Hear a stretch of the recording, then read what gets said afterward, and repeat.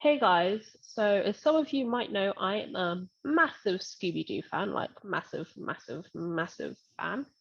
And this is actually what I grew up watching, and I still watch it to this day. I don't know whether I should be telling you that, but I love it.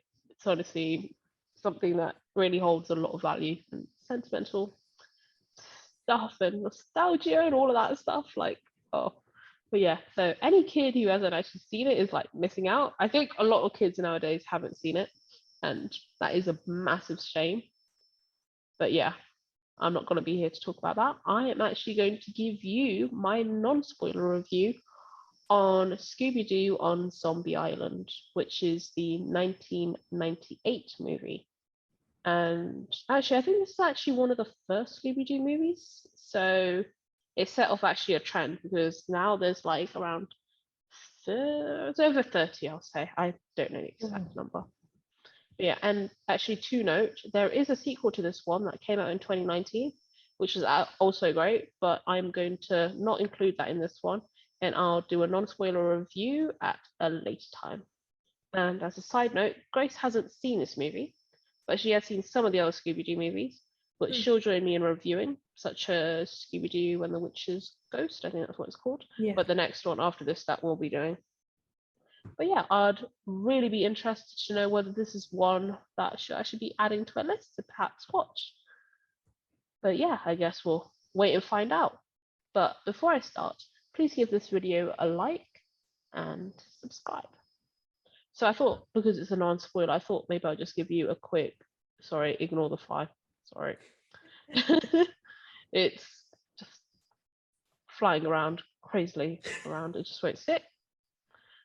But yeah, so I thought I'd give you a quick plot of the movie. So it's basically Scooby-Doo and the gang travel to this distant Moonscar Island. But the heavenly paradise has a dark secret, which reveals itself in the form of vicious zombie pirates. Now, I don't know about you, but that sounds amazing to me. Like, how does that sound to you both? That does sound really pretty cool. Something I would definitely watch. I'm glad to hear it. So, yeah, so basically this is non-spoiler, so I'm not going to say anything spoilerish because I want you guys to watch this. And for anybody who's watched it, I'd love for you guys to let me know what you think. But what I want to start off by saying is like this is probably one of the more horror ones like out there. Like, I know Scooby-Doo is supposed to be for kids, but this one really was quite scary. Like, it wasn't scary, but it is scary. Yeah. Like out of the whole set. So maybe don't show it to like very young kids because it will traumatize them. Maybe agree. Past the age of 7. So, but yeah. Another thing I picked up on really early on when I watched it was that the voice actors are different. Apart from Fred's, like Frank Welker has actually done his voice, and he's doing Scooby-Doo's now. He's amazing. Like, I can't believe at this age he's still doing the voices. But yeah.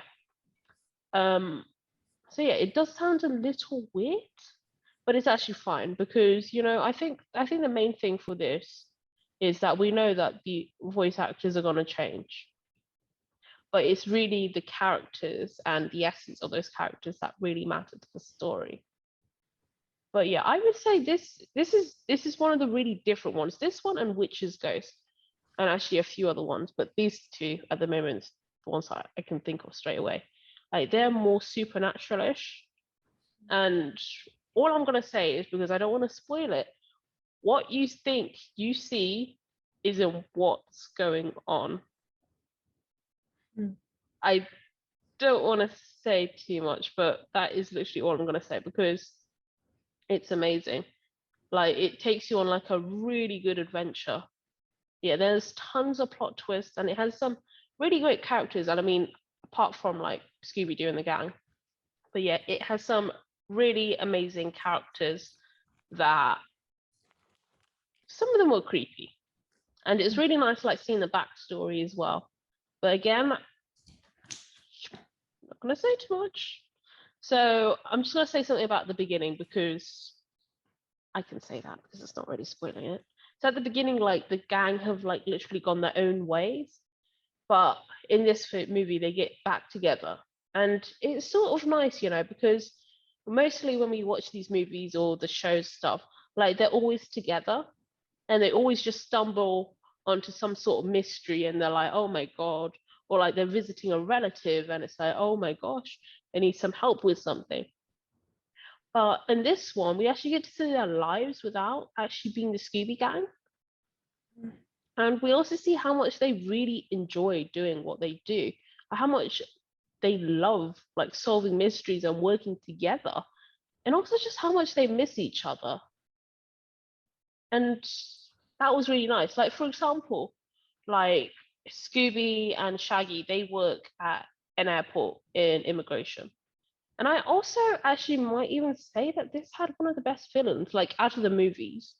Like this had like one of the best villains. It's still creepy. Like I'm thinking about it, and the images that they're in my head, Yeah. like that, Yeah. it's so Can I just creepy. say, I'm looking at the images now, and I could just see this is something that would scare the hell out of you when you were little. Like, geez, just oh god, it looks like something like a corpse rising from the ground in a graveyard. It's just freaky. Yeah.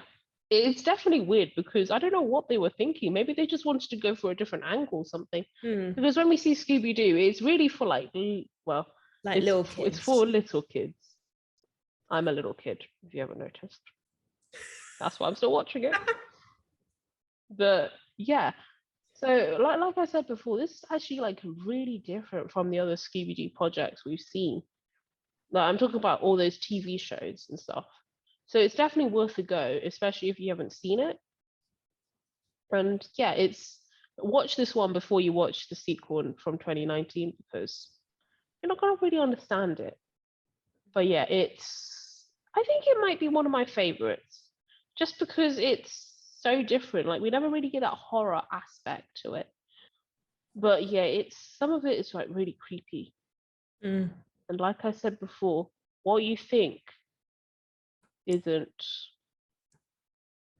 what's going on. But yeah, Grace. So from the images you've seen and just what I've said, what are you thinking?